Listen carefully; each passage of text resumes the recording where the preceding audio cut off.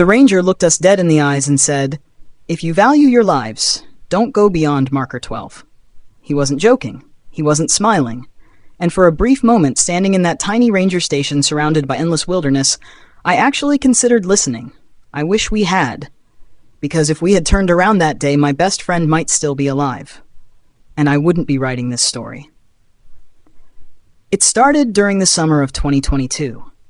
4 friends, 1 road trip, 1 forest, and 1 warning we should never have ignored.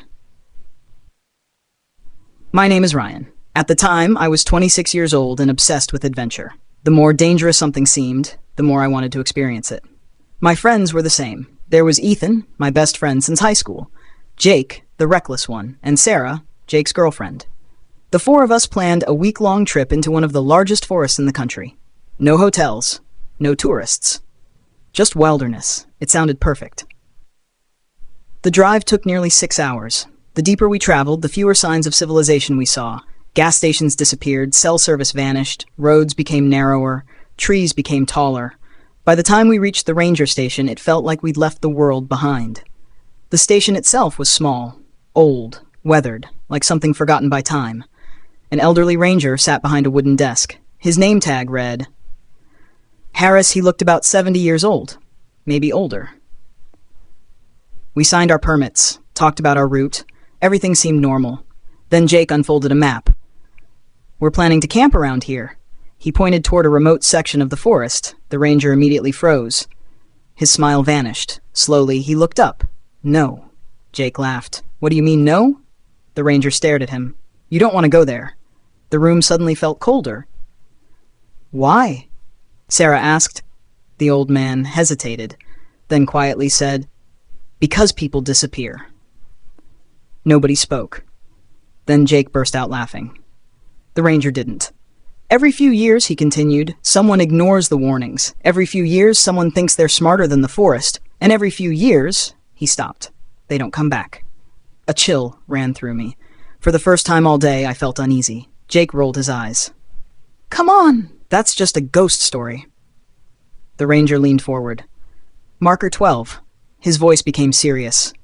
"Don't go beyond it." Silence filled the room. Then Ethan smiled. "We'll be careful."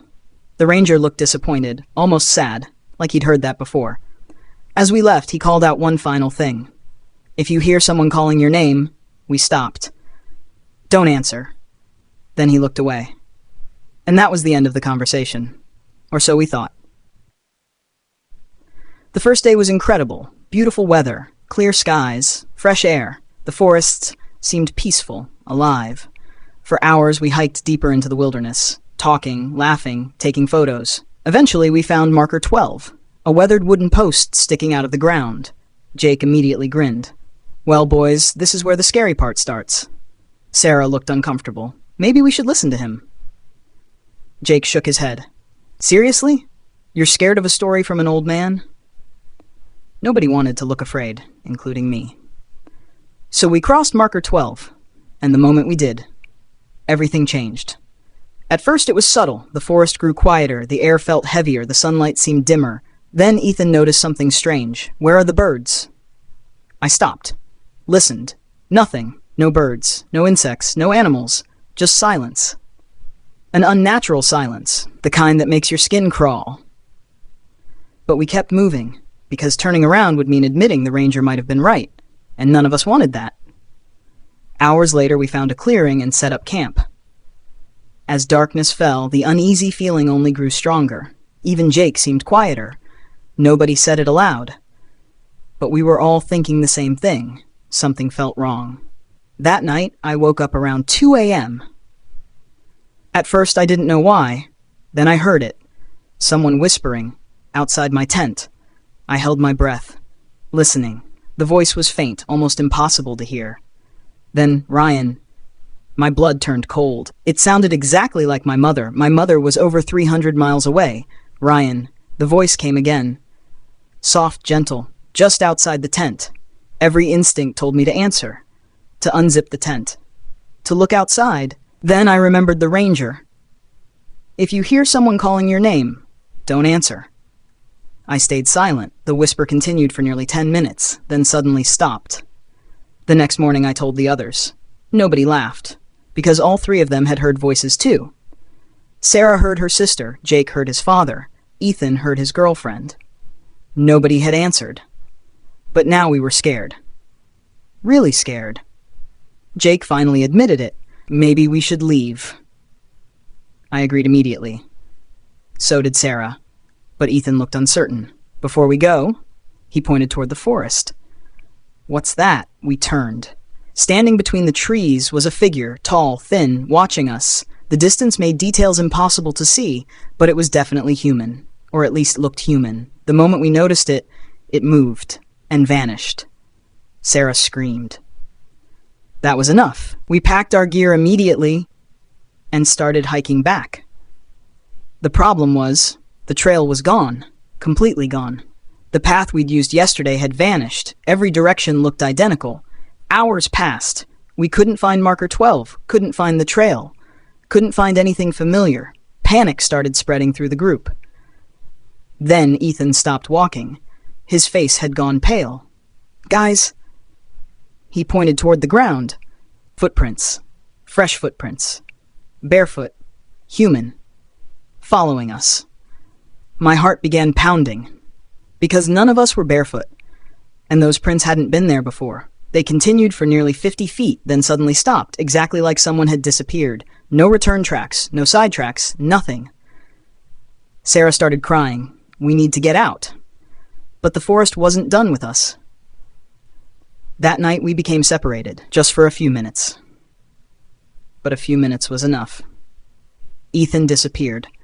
1 second he was behind us, the next gone. We searched for hours, screaming his name, no answer. Until finally, we heard his voice, from deep in the darkness. Help me! Sarah started running toward it. I grabbed her arm, because something felt wrong. The voice repeated, Help me! Same words, same tone, same volume. Exactly the same, like a recording, playing over and over. Jake's face went white. That's not him. Then we heard another voice right behind us, Ethan's voice. Don't look back. Every hair on my body stood up because Ethan was missing and the voice wasn't in front of us. It was behind us, close, very close. We ran, faster than we ever had in our lives. Branches tore at our clothes, our lungs burned. But we didn't stop. Eventually we saw something through the trees. A wooden post. Marker 12, the most beautiful thing I'd ever seen. The moment we crossed it, the forest changed, birds returned, wind returned, sound returned, life returned. We collapsed onto the ground, safe, or so we thought. Search teams spent days looking for Ethan. They never found him. No body, no backpack, no footprints, nothing. It was like he never existed. Months passed. Then one evening I received an email. No sender, no subject. Just one attachment, a photo.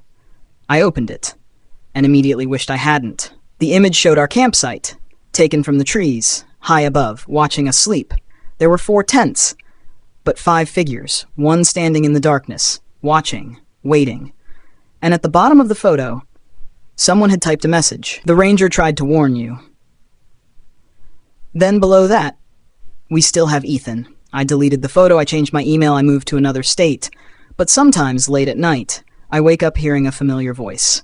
Soft, distant, coming from outside my window. Ethan? No, not Ethan. Something pretending to be Ethan, something waiting for me to answer. And every night, I remember the ranger's warning. If you hear someone calling your name, don't answer. To be continued.